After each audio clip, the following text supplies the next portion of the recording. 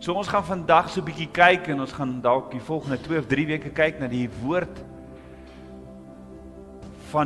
wat praat van 'n man wat groter was as Moses.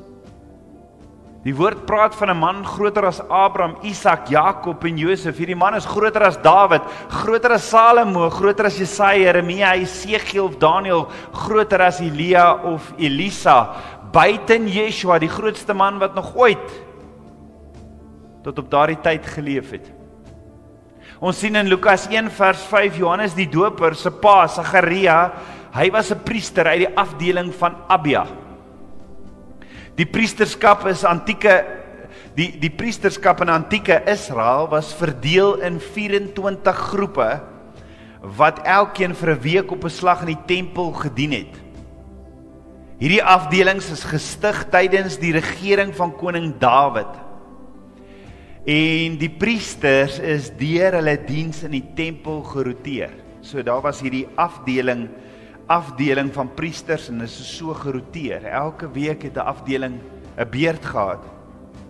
Sagaria was deel van 'n afdeling, die afdelingsnaam was Abia, wat een van hierdie 24 afdelings was.